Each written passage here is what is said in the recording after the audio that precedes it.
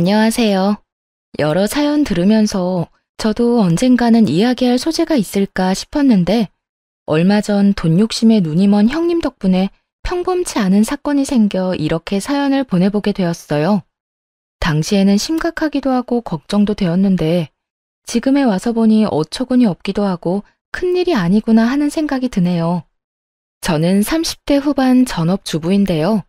결혼 생활을 해보니 남편과의 관계도 중요하지만 시댁과 사이가 틀어지거나 좋지 않은 집안들도 주변에 흔하게 보이더라고요.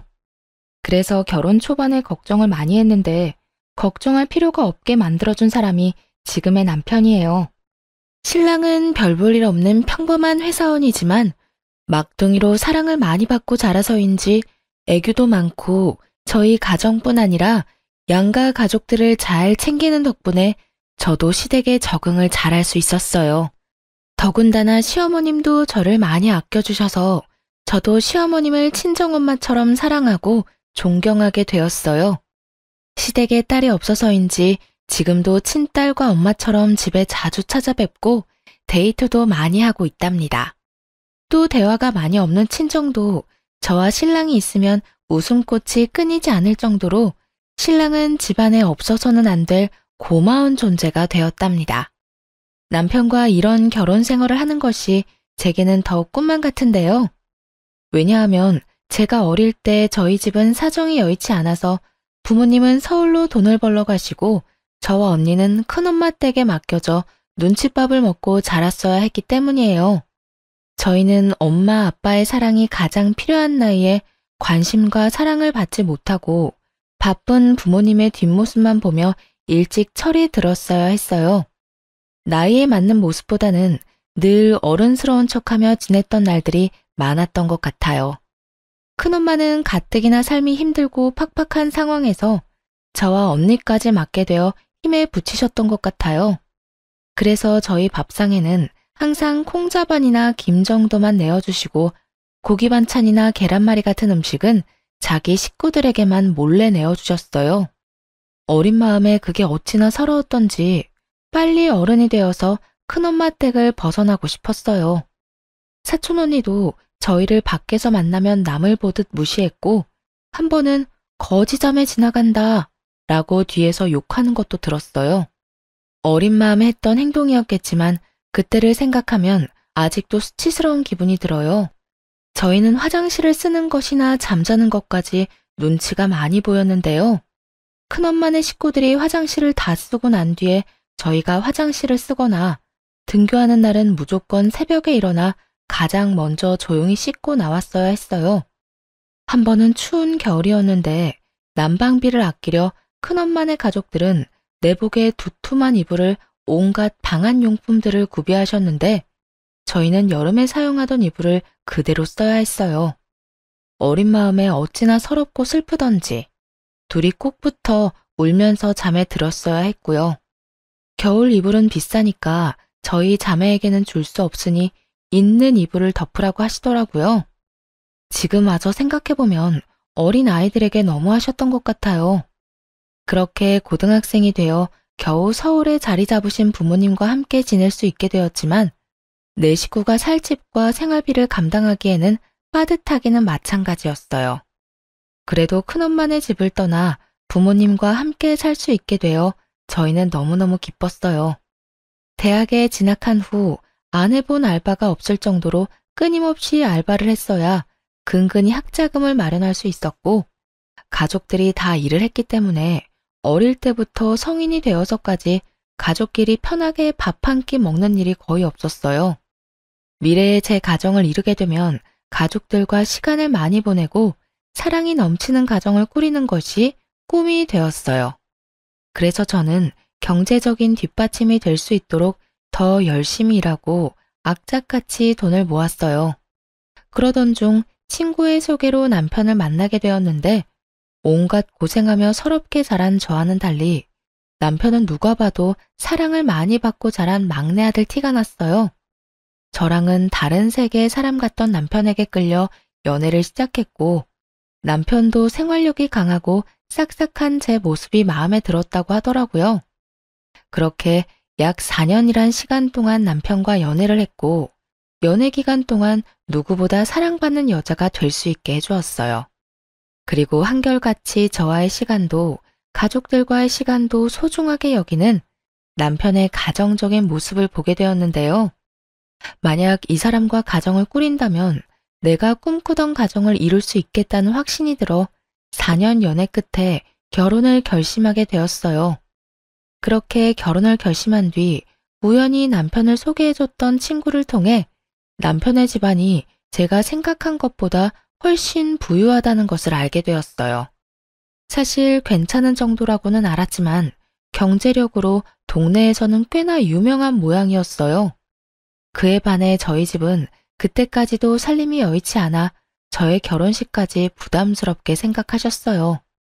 혼수나 예단을 그때 당시에는 지금처럼 생략하는 분위기가 아니었기 때문에 부모님도 걱정이 되셨나 봐요. 엄마는 가난한 집 때문에 딸이 무시당할까봐 많은 걱정을 하셨고, 솔직히 저도 그 부분이 걱정이 되더라고요. 드라마에서 나오는 부유한 집 자식과 가난한 집 자식의 결혼이 떠오르면서 저를 반대하시거나 핍박하시면 어떻게 하나 하는 막연한 두려움이 들었어요. 그래서 남편에게 우리 집안이 남편 집안에 비해 너무 기우는 것 같다며 걱정을 내비치자 남편은 제 생각을 이미 예상하고 있었다는 듯 어릴 때 이야기를 해주었는데 남편이 어릴 때 아버지와 어머니가 이혼하셨고 이후 꽤 오랜 시간 동안 저희 집처럼 형편이 어려웠다는 이야기를 해주었어요. 대령아, 우리 엄마도 우리 때문에 고생 많이 하셨는데 내가 고등학생 때까지만 해도 우리 셋이 바퀴벌레 나오는 단칸방에 살았었어. 옷 말릴 곳도 없어서 빨래를 해도 옷에서 쾌쾌한 냄새가 나더라. 그래서 학교 다닐 때 거지라고 많이 놀림받았었어. 지금은 어머니 덕분에 집이 많이 나아진 거지. 우리 집 얼마 전까지도 힘들었다니까. 그리고 누구보다 혜령이 입장 잘 이해해 주실 분이 우리 엄마니까 괜찮을 거야. 오빠도 중간에서 잘할게. 고마워. 나도 오빠를 믿는데 그래도 내가 괜히 위축되는 건 어쩔 수 없나 봐. 그래, 맞아. 충분히 그렇게 생각할 수 있어. 우리 집도 똑같았다니까. 만약 내가 혜령이 입장이었어도 똑같았을 거야. 너무 걱정하지 말고. 문제가 생기면 서로 의지하면서 해결해 나갈 수 있을 거야. 이제는 혼자가 아니라 둘이잖아. 남편은 어머님이 고생하신 일들의 수확을 거둬서 괜찮은 살림이 되었지만 예전엔 저희 집안과 다를 것이 없었다고 이야기해주며 문제가 생기면 함께 이겨나가자고 약속하면서 불안한 저를 다독여 주었어요. 그리고 결혼하겠다는 말씀을 드릴 때 어머님께 저희 집 사정을 넌지시 말씀드렸고 본인도 그런 시절이 있으셨다며 공감이 된다고 우리가 결혼하게 되면 제가 힘들지 않게끔 배려하겠다는 이야기를 들었어요. 비록 남편에게 건너들은 말이었지만 이렇게 남편을 번듯하게 사랑이 넘치게 키워주신 것을 생각하면 시어머님도 분명 좋은 분일 거라는 생각에 저는 부담을 많이 내려놓을 수 있었어요. 이후 실제로 저희 둘이 재정적으로 힘든 부분은 시댁에서 조용히 도와주셨기 때문에 양가 집안의 분란 없이 무사히 결혼식을 마치게 되었는데요. 결혼식을 준비하는 과정을 통해서도 저는 시댁을 많이 신뢰할 수 있게 되었어요. 그렇게 결혼 후 첫 명절이 찾아왔고 긴장되는 마음으로 저는 시댁으로 향했어요. 남편은 걱정 말고 자기만 믿으라고 해주었지만 시댁 식구들을 정식으로 뵙는 것은 처음이라는 생각에 몸이 굳어 남편의 시덥지 않은 농담에도 웃음이 나질 않았어요. 하지만 걱정했던 것과는 달리 시어머님은 편하게 저를 맞이해 주셨고 갈아입을 옷까지 세심하게 준비해 주실 정도로 저를 신경 써 주셨어요.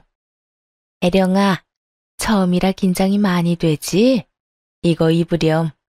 첫인상 중요하다고 한껏 차려입고 올 텐데 불편할 것 같아서 내가 네 생각해서 사봤는데 마음에 들지 모르겠네. 안 맞는 것 같으면 편하게 말해주렴. 감사합니다, 어머님. 아유, 우리 집이 남자들 뿐이라 늘 삭막했는데 네가 오니 집안이 훤한 것 같네. 긴장하지 말고 편하게 즐거운 명절 보내자꾸나. 시어머님의 따뜻하고 다정한 말씀에 한결 마음이 편안해졌고, 먼저 도착해 있던 아주버님도 남편과 투닥투닥 장난을 치시며 분위기를 많이 풀어주셨어요. 남편의 유하고 착한 성격이 어머님을 참 많이 닮았다는 생각이 들더라고요. 본격적인 명절 준비를 하기 위해 시어머님과 함께 장을 보고 돌아오던 길에 형님을 만나게 되었는데요. 유하고 동글동글한 아주버님 인상과는 달리 형님은 마른 체격에 미간 사이에 깊은 주름까지 있어 겉으로 봤을 때 굉장히 까칠해 보이셨어요. 계속 인상을 쓰고 계셨는데 그래서인지 인상이 더 안 좋게 보였어요. 아니나 다를까 형님은 짐을 들고 있는 저희를 본체만 채 무심하게 인사를 하고 혼자 빠르게 집으로 들어가더라고요.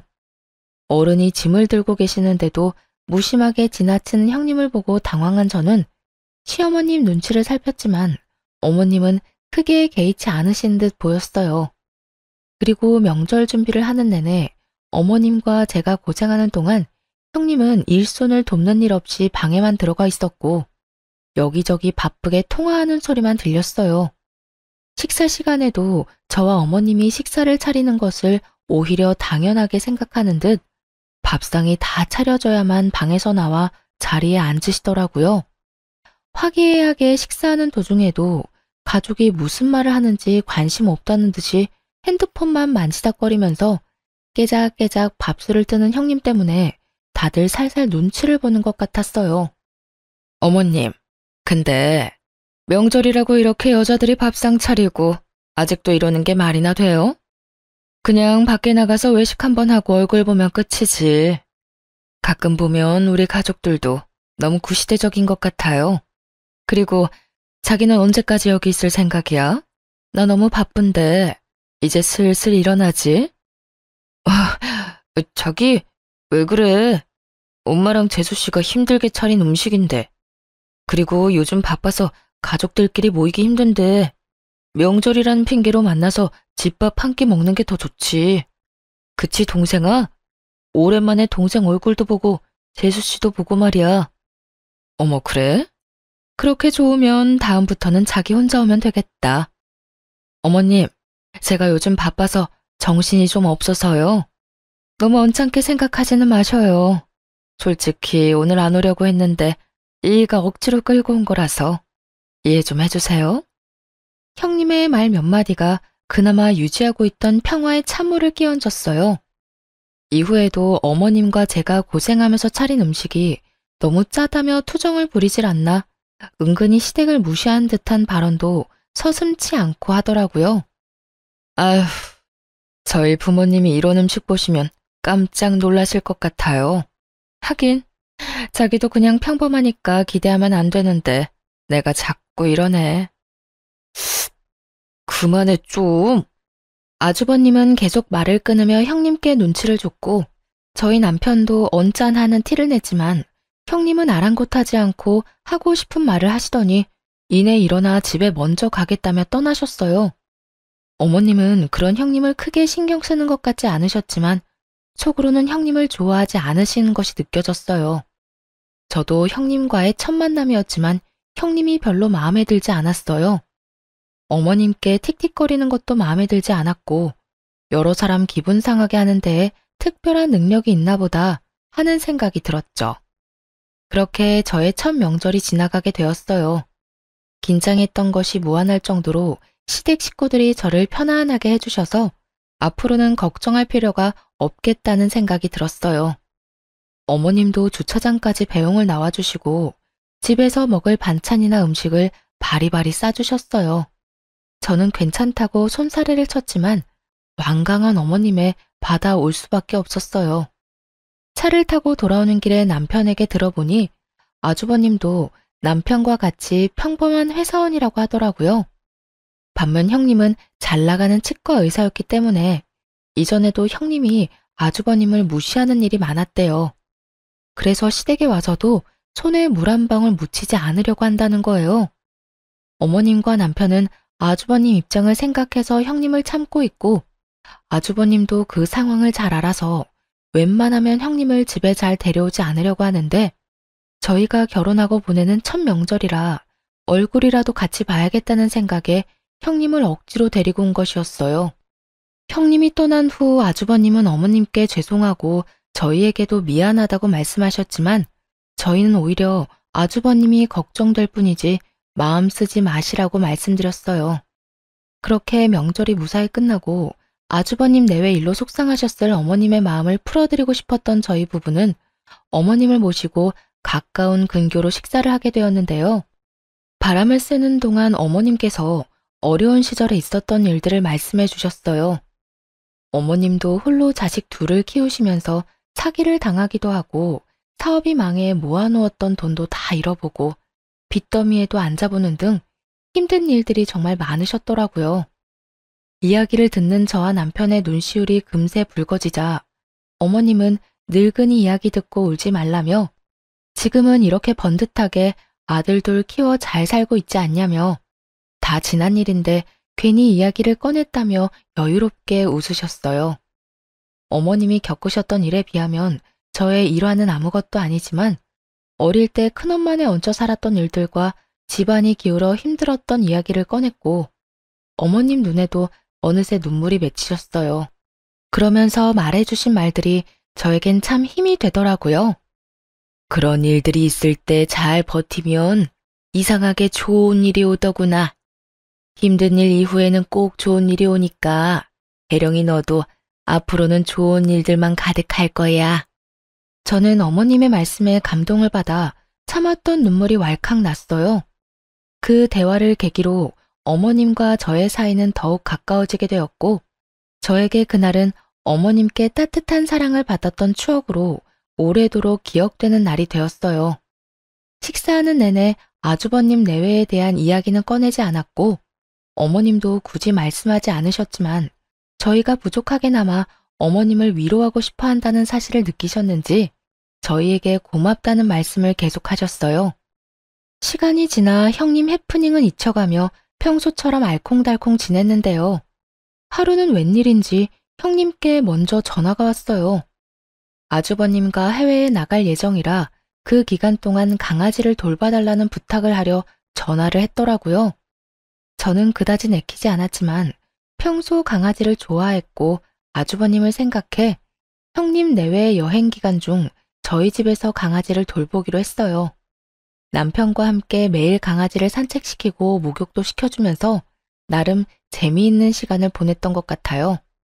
형님 내외가 여행해서 돌아오는 날, 역시나 저희의 예상대로 아주버님 혼자 강아지를 데리러 저희 집에 오셨어요. 오랜만에 뵙는 아주버님과 여행 이야기도 들을 겸 차를 한 잔 내어오는데 아주버님께서 형님과 이혼을 하고 싶다는 말씀을 조심스럽게 하셨어요. 나 정말 아내랑 이혼하려고. 재수 씨는 앞에서 이런 이야기해서 부끄럽네요. 아주버님, 그런 말씀 마세요. 서로 맞지 않으면 이혼하는 거죠. 요즘 세상에 그런 게 부끄러운 일인가요? 오히려 합리적이고 좋은걸요. 그렇게 말해주니 고맙네요. 민호야, 네가 결혼을 참 잘했다. 나는 아내 때문에 어머니께 걱정만 끼쳐드린 것 같은데 재수 씨는 항상 우리 어머니께도 너무 잘해주시고 우리 민호한테도 잘하고 항상 고마워요, 재수 씨. 별 말씀을요. 시댁에서 너무 잘해주셔서 오히려 제가 감사한걸요. 아주버님은 형님과 더 이상 같이 사는 것은 의미가 없는 것 같아 여행 중에 이혼을 요구했지만 형님은 아주버님과 이혼을 하지 않겠다고 했대요. 그 이유는 다름 아닌 돈 때문이었는데요. 시댁이 부유하다는 것은 알았지만 실제로 시어머님은 꾸준한 부동산 경매로 자산을 불려오셨고 가지고 계신 부동산만 수십 채라고 들었어요. 상가 건물만 5채가 넘는다는 이야기를 들었지만 구체적으로 자산의 규모가 어느 정도인지는 정확히 알지 못했는데요. 이 사실을 대략 알고 있던 형님도 시어머니가 돌아가시게 되면 어머님 유산이 대부분 아주버님께 올 것이라고 생각했고 유산을 받은 이후에 이혼하게 되면 위자료를 한 푼이라도 더 받을 수 있을 거라는 생각에 이혼하지 않겠다고 버티고 있는 것이었어요. 평소 형님이 가정주부인 저를 무시하는 이유도 별 볼 일 없는 가난한 집안 출신이기 때문에 애초에 어머님 성에 차지 않을 것이라 생각했기 때문이었어요. 그 사실을 알게 된 저희 신랑은 화가 머리끝까지 차올라 당장이라도 형님 병원에 찾아가 당장 이혼하라고 말하겠다며 난리쳤지만 아주버님과 형님의 일이니까 우리가 선뜻 나서지 말자고 말려 겨우 마음을 가라앉혔어요. 결혼한 지 1년 정도 되어갈 즈음 감사하게도 저희에게 아이가 생겨 사이가 더 돈독해졌지만 아주버님 내외는 사이가 더 나빠져 아예 따로 살고 계신다는 이야기를 듣게 되었어요. 출산을 하고 얼마 지나지 않았을 때 친정엄마가 유방암 판정을 받으셨다는 연락을 받게 되었어요. 아이가 태어난 지 얼마 되지 않았던 상황이었고 가뜩이나 외벌이라 넉넉지 않았던 저희 살림에 수술비를 감당하는 것은 무리였어요. 수술비뿐 아니라 엄마 병원도 제대로 찾아가기 힘든 상황이었기에 가슴이 턱턱 막혔어요. 저는 무직자 대출이라도 받아보려고 아이를 돌보면서도 여기저기 알아보았지만 갓 태어난 아이를 돌보는 일도 벅차 너무 막막했어요. 평소와 달리 걱정 어린 제 얼굴을 보게 된 남편은 저에게도 아이 말고도 다른 일이 있다는 것을 금세 알아차렸고 남편의 설득 끝에 엄마가 유방암 판정을 받았다는 이야기를 털어놓게 되었어요. 사실 우리 엄마 유방암이래. 나 너무 걱정돼. 나이도 있으시고 혹시나 수술 잘못되면 어떡하지? 우리 집 수술비랑 치료비 감당할 상황이 안 될 텐데 우리도 별이 때문에 돈 많이 써서 요즘 많이 빠듯하잖아. 그래서 아기 보면서도 걱정이 돼서 자꾸 눈물이 나. 바로 말 못해서 미안해. 여보한테 짐이 될까봐 말하기 어려웠어. 지금도 혼자 버느라 힘들어하는데 이런 일까지. 네가 뭐가 미안해. 내가 더 많이 못 벌어와서 미안하지. 우리 살림도 혜령이 덕분에 아껴서 잘 살고 있고 너랑 별이가 나한테 와줘서 너무 행복한데 정작 힘들 때 몰라줘서 미안해. 이제 같이 방법을 찾아보자. 우리 결혼할 때 기억나지? 둘이 같이 의지하면서 해결해 나가기로 했던 거. 기억나. 남편은 아주버님께 한번 도움을 청해보겠다고 했지만 아주버님 사정을 뻔히 아는데 부탁하는 것이 너무 죄송해 남편을 말렸어요.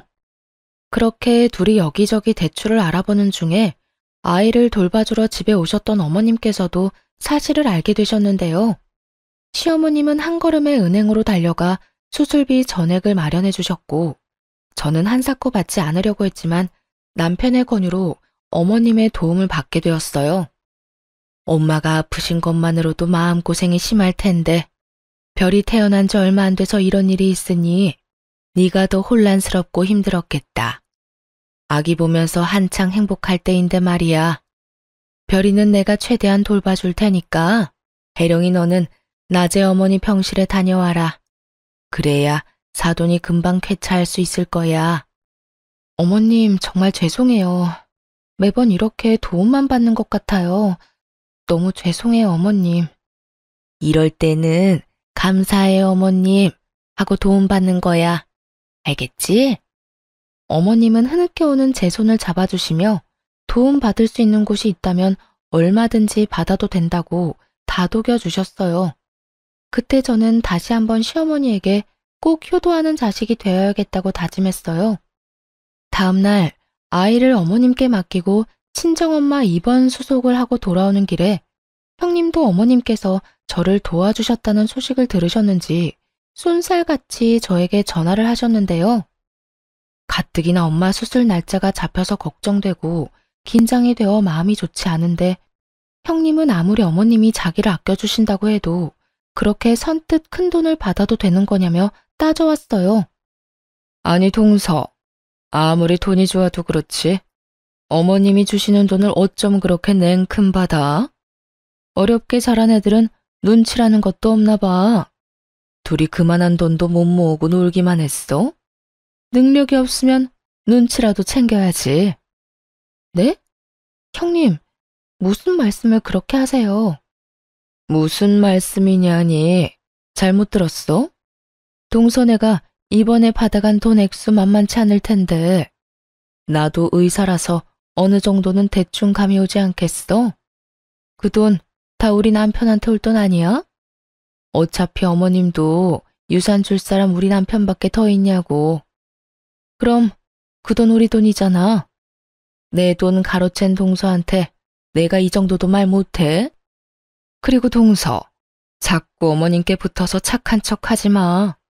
아주 그냥 찰싹 붙어서 어머님, 어머님. 아주 여우가 따로 없더라. 어이가 없어서. 그럴 시간에 나가서 정당하게 돈을 벌지 그래. 어머님이 이번엔 불쌍해서 도와주신 거니까 다음에 또 손 벌릴 궁리하지 말라는 말이야. 알았어? 그리고 이번에 돈을 받았다고 해서 어머님 유산이 저희 부부에게 갈 거라고 착각하지 말라고 하더라고요. 형님의 말도 안 되는 억지와 폭언에 저는 너무 어이가 없었어요. 계속 듣다 보니 아무리 손윗 사람이라도 선을 넘었다는 것은 말해줘야겠다는 생각이 들어 한마디 했습니다. 형님은 상도덕도 없어요? 엄마가 암 판정을 받아서 힘든 사람한테 이런 식으로 얘기하는 게 개념 있는 행동인 것 같아요. 그러거나 말거나 형님은 자신의 돈을 뺏겼다는 생각에 분했는지 도리어 윽박을 지르더군요. 뭐? 개념? 동서 말이 심하네. 아니, 따지고 보면 내 말 맞잖아. 어머님이 불쌍해서 준 돈. 그걸 넙죽 받아먹은 동서도 수준 알만한데 뭘. 하긴, 없이 살면 그런 큰 돈에 눈 돌아갈 수도 있지. 그런데 어머님이 동서한테 그런 큰 돈을 내준다고 해서 동서 팔자가 바뀔 거라는 착각은 하지 마. 내가 입 아프게 말 안 해도 어차피 그 유산은 장남이 가져가게 될 거야. 그러니까 허튼데 욕심 부리지 말고 그 시간에 장남인 우리 남편한테 조금이라도 더 잘 보이는 게 낫지. 안 그래? 저는 황당하고 힘에 부쳐 형님 전화를 뚝 끊어버렸어요. 그리고 집에 도착해 남편과 어머님을 만났는데 곧바로 서러움에 눈물이 터져 나왔어요. 혜룡아, 무슨 일이야?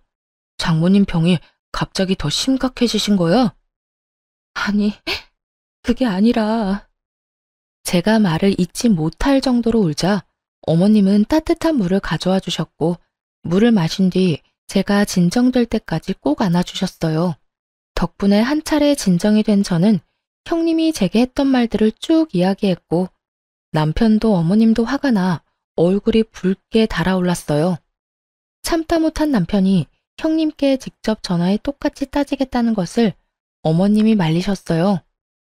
그런 생각까지 하고 있는 줄 생각도 못했구나. 그저 말만 이쁘게 못하는 아이인 줄 알았더니 돈 욕심이 하늘을 찌르는구나. 이런 아이인 줄 알았으면 애초에 결혼 허락도 안 시켰을 게다. 이럴 게 아니라 첫째한테 말해야겠어. 얼른 이혼하면 좋겠다고. 위자료가 얼마가 들던 이혼은 무조건 밀어붙여야겠어. 이후 아주버님도 형님의 만행으로 오만정이 떨어져 더 강하게 이혼을 요구하기 시작하셨다고 들었어요. 형님이 저에게 사과하리라고 기대조차 하지 않았는데요. 역시나 사람은 안 변한다고 제가 남편과 아주버님을 깨워 자기만 나쁜 년으로 만든다며 시어머님께 제 욕을 한 바가지 했다고 하더라고요. 하지만 어머님은 제가 울었던 당시 함께 계셨기 때문에 그 말을 믿지 않으셨어요. 시어머님 도움으로 엄마 수술이 잘 끝나고 저도 낮에는 아이를 맡기고 병간호를 꾸준히 하며 안정기에 접어들었을 무렵이었어요. 동네 부동산 중개업자들 사이에서 시어머님이 무리한 투자로 부동산과 돈을 다 잃으셨다는 소문이 돌기 시작했는데요. 업자들 사이에서 저희 시어머님은 큰 손으로 유명하셨기 때문에 소문이 더 빠르게 퍼져나갔고 부동산에 관심이 없던 저희 부부에게까지 그 이야기가 들려오게 되었어요. 소문이 퍼지고 있는 중에도 어머님은 아기를 봐주시러 저희 집에 자주 들러주셨는데 그 일에 대해 알고 계시는 건지 모르시는 건지 별다른 말씀은 없으셨어요. 저희는 어머님이 걱정되기도 했지만 평소와 다름없이 평온한 어머님의 모습 때문에 소문일 뿐이라고 믿었어요. 그래서 평소와 다름없이 어머님과 좋은 시간을 보내려고 노력했어요. 반면에 형님은 전혀 그렇지 못했죠. 하루는 남편과 아이와 함께 시댁에서 식사를 하고 있는데 갑자기 형님이 문을 벌컥 열고 들어왔어요.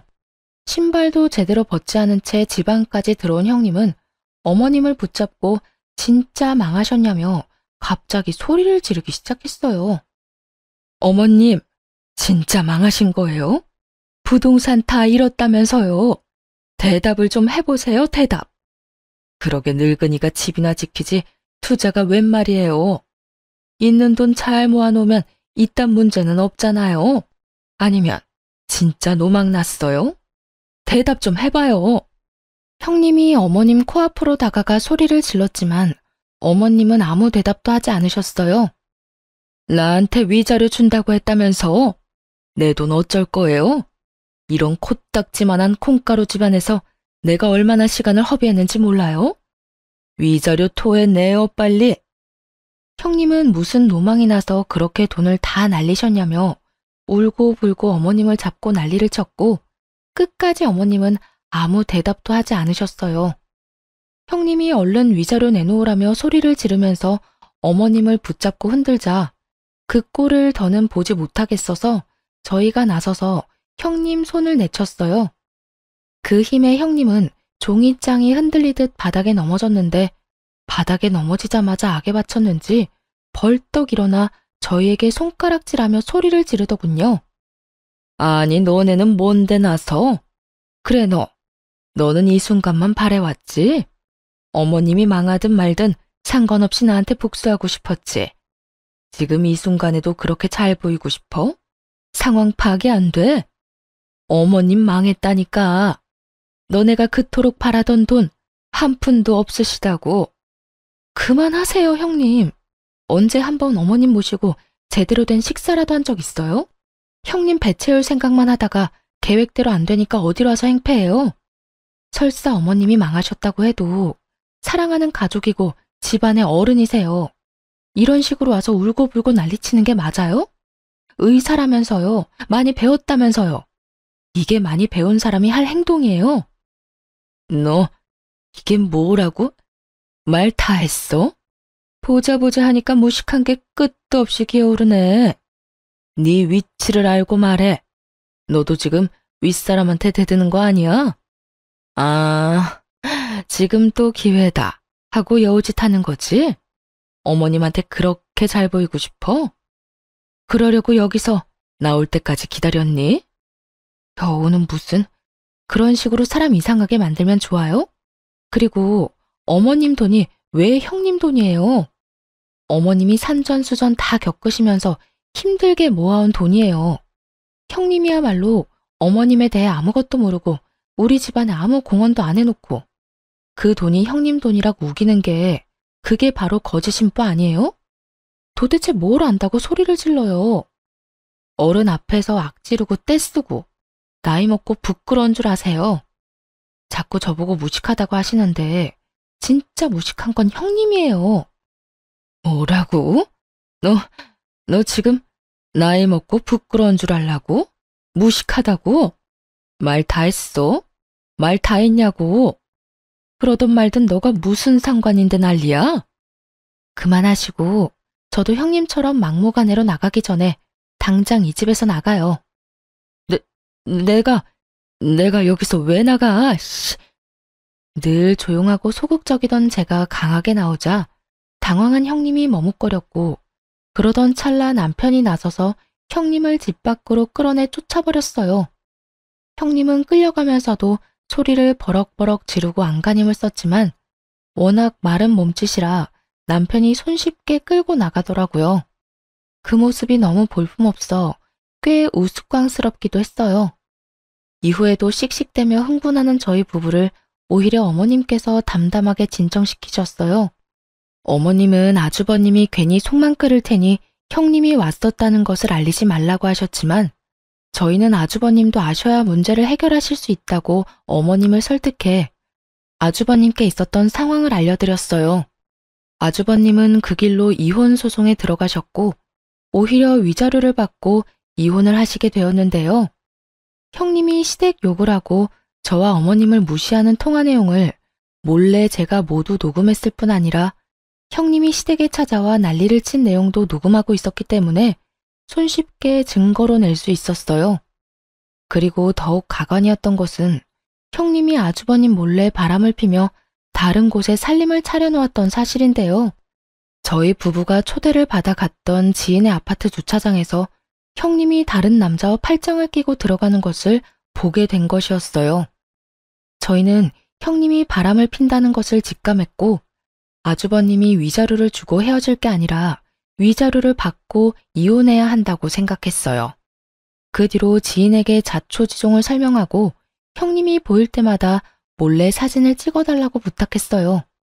아파트에 둘이 같이 거주하고 있는지 동거 여부도 확인하며 증거를 차곡차곡 모았어요. 그래서 어머님을 설득해 아주버님께 말씀드린 거였어요.